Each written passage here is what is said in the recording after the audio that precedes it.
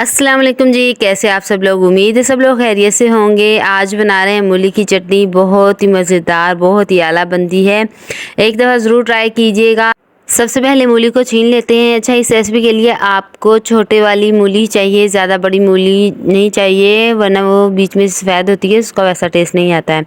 मूली को छीलने के बाद इस काट लेंगे। आप जितना बारीक काटेंगे उतनी ही बाद में आपके लिए आसानी होगी। ऐसे काट के फिर बीच में से छोटे छोटे टुकड़ों में कट लगा के काट लेंगे। इसी तरह ही प्याज, टमाटर, हरा धनिया, टमाटर काट के रख देंगे साइड पे। इस तरह की एक कुंडी ले लेंगे। अगर आपके पास पत्थर की कुंडी है तो वो बेहतरीन है, वरना आप लकड़ी की भी इस्तेमाल कर सकते हैं।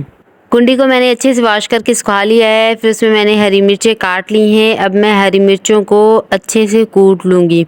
इसके लिए थोड़ा सा टाइम रिक्वायर्ड होता है, लेकिन यकीन मानिए ये बहुत मज़ेदार बनती है। हरी मिर्चें कूट चुकी हैं, कटा हुआ हरा धनिया शामिल करेंगे और इसे भी अच्छे से कूट लेंगे। इसके बाद प्याज और मूली को शामिल करना है। इन दोनों को कूट के अच्छी सी चटनी बना लेनी है।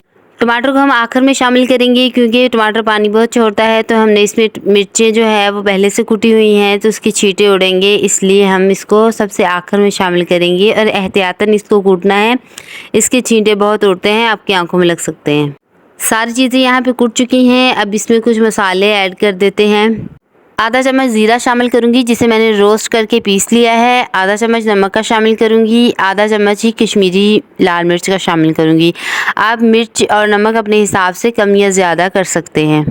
अच्छे से मिक्स करेंगे। ले जी, चटनी हमारी बिल्कुल रेडी है। आप इसे किसी भी सालन के साथ सर्व कर सकते हैं या आप इसे ऐसे भी रोटी के साथ खा सकते हैं। वीडियो पसंद आई हो तो वीडियो को लाइक ज़रूर कीजिएगा। चैनल पे नए हैं तो चैनल को सब्सक्राइब कर दीजिएगा। मिलते हैं एक और नई रेसिपी के साथ। जब तक के लिए अल्लाह हाफिज़।